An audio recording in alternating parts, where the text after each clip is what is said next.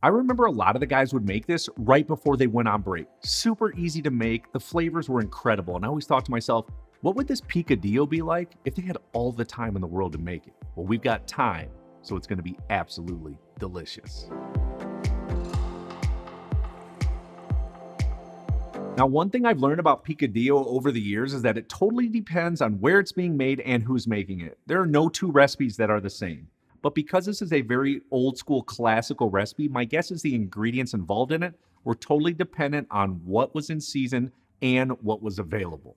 Now, if you look at picadillo specifically in Mexican cuisine, you sort of see two types. One that's thicker with ground beef, and the other one is more of a stew with braised beef chunks. Now, I sort of gravitate towards that one, but I actually think there's a way to bring out even more flavor, and it all starts with doing everything in one pan. Sound good? Let's cook. Let's kick this off by prepping up some vegetables. I have 2 large fresh tomatoes. What we want to do is use a knife to simply remove the core, set them to the side on a plate. Next, they are optional, but I do believe they add a ton of flavor. I have 2 tomatillos. Let's just take off that outside shell, add it to the plate with tomatoes. And then next, I have 1 yellow onion. You could substitute in for a white or a sweet. Just slice off the ends, slice it in half, and remove that outside peel. Add it to the plate with all the other vegetables. Then we're going over to a cooktop where I have a very large rondeau pot. We're going to add in 2 tablespoons of neutral flavored cooking oil. Crank the heat to medium-high. Let's add the tomatoes in there, the onions, the tomatillos, and then I have 3 whole garlic cloves. Now the goal here is to blister up these vegetables, which is going to take about 10 to 15 minutes total. So after a few minutes, just start moving some things around. See that goodness, that caramelization on there? Perfect. Set all the vegetables to the side, and then what we're going to do is add in 1 tablespoon of cumin seeds. We're going to turn the heat down to low. We just want to toast this up for 1 to 2 minutes. It's also going to season up the pan and make it very flavorful. Scrape all the cumin seeds out of the pan right on top of the vegetables. So much of this recipe is going to be cooked and set to the side, but I promise you it will all come back full circle. Even roasting up those vegetables are going to go a long way in making a difference in the flavor of this dish. Now for the beef. We've got a nice big chunk of top round beef. You could use bottom round here. Now, I need about 3 pounds total for this recipe. You could go a little lighter or even a little heavier than that. Now what I want to do is cut them into large chunks. Think 2 inches by 2 inches all the way around. Once you have cut them up, we are going to set them to the side on a larger plate. And at this point, what we want to do is season everything up. So season it with salt on both sides. Oh, need to take that glove off. Forgot about that. Sorry. And of course, pepper on both sides. Let's take that plate back over to our burner where our rondeau pan is. Let's add in 2 tablespoons more of oil. Turn the heat to medium-high. Once it begins to lightly smoke like this, we are going to add in our beef. And this is where the rondeau pan comes into handy. It's got so much surface area. Nothing steams, everything sears. Now this is going to take about 10 to 15 minutes also to sear on all sides. So after a few minutes, 2 or 3, let's come back and start flipping some things around to get everything beautifully browned up. I'm telling you, a lot of flavor when doing this. Then at this point, let's set all the beef to the side, go back over to that rondeau pot. I have 1 large peeled and large diced yellow onion. You could also use a sweet or a white. What we're going to do is cook this for 20 to 25 minutes, get them very nice and caramelized up. You will pull out so much more flavor if you take the time to sear that beef and caramelize those onions. Do not skip that. Be sure to come back every 4 to 5 minutes when caramelize the onions. After 20 to 25 minutes, let's have a look. A lot of flavor on the bottom of that pan. So this is why we're going to deglaze with 10 total cups of good beef stock. Use good beef stock here. I can't stress it enough. Let's scrape all that goodness, all that fond off the bottom of the pan to make this beef stock and braising liquid that much richer. And of course, we want to season it up well with salt and fresh cracked black pepper. Feel free to taste it. Make sure it's seasoned up. This is the braising liquid that's going to further enhance the flavor of our beef. Speaking of, add that and all the drippings right in there. We're going to put a lid on it, then we're going to boost the heat up to medium and cook it until it completely falls apart. The beef is going to take about 90 minutes for it to break down and completely shred apart, but do not go far because we're going to come back after about 60 minutes and then it is go time. We've got about 30 minutes left in the beef cooking process. And I have 2 chiles, a chile de árbol and a guajillo chile. Now, to remove the seeds, just pull off the stem, Flip it upside down, hollow it out a little bit, and give it a quick shake to release all the seeds. Be sure to get the pith. Also, same exact thing with the other chile. Just take off the top, give it a quick shake, good to go. Let's head over to the beef. Let's take the lid off.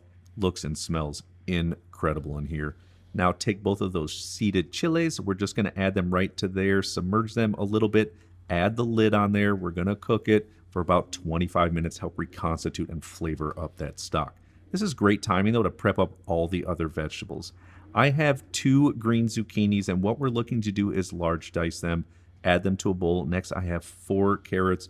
We're going to give them a really quick peel, and again, we're just going to large dice them just like the zucchinis, add it to the same bowl. And next, I've got 4 leaves of Swiss chard. What we want to do is thickly slice them. Just think a thick julienne.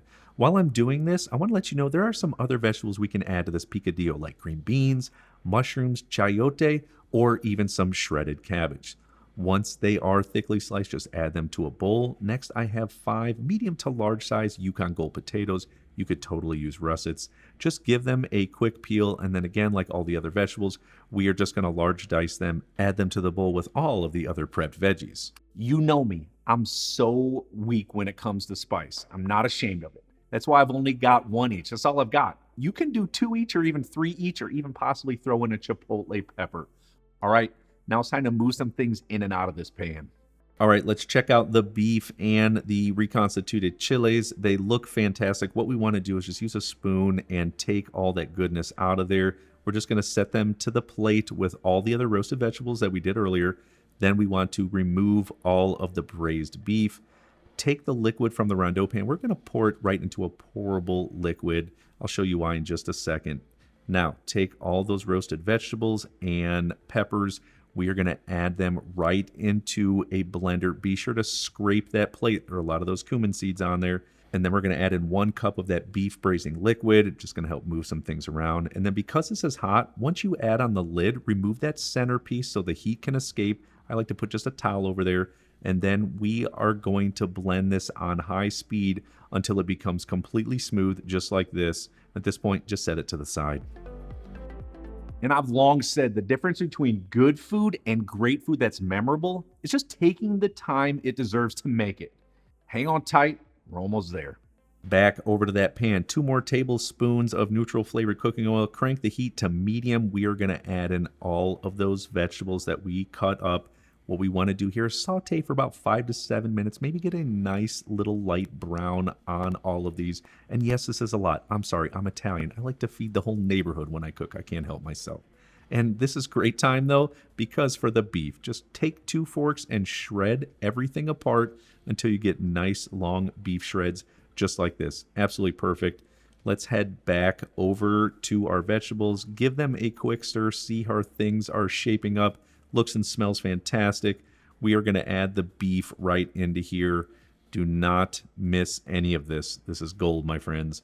Then we're going to add in the remaining braising liquid, and be sure to give that container a little rinse. Add the water in there too, totally fine. Let's add in our pureed roasted veggies, and of course rinse that thing out too with a few cups of water. There's a lot of flavor in there, my friends. And then what we want to do is season this up with salt. Make sure it's very, very tasty. No need for pepper. There's plenty of spices in there. You can even add another cup or 2 of liquid if you want to. We want to cook it for 20 minutes or until the veggies are tender. Knowing these fundamental basic cooking techniques and putting them into practice over and over again will allow you to pull as much flavor from any dish that you make. And in return, it will always elevate your everyday cooking. That's what we're all about on this channel, making delicious food. Okay, here's how you plate it up and what to serve it with. Add a few ladles right to a medium or large size bowl. And this isn't traditional, but you can garnish with a little bit of fresh chopped cilantro just in case you want some nice bright flavors. But what is traditional is if you serve it on or next to some Mexican rice. I have a great homemade recipe for you. You can check it out right here. And in addition, some warmed up corn tortillas. I have a great homemade corn tortilla recipe. You can check it out here as well. The flavors in this are so ridiculously delicious. I'm telling you, you have to make this. And if you're looking for a full meal and something to finish it off in the sweet department, definitely check out my Tres Leches cake. It's so good. I'll see you on there.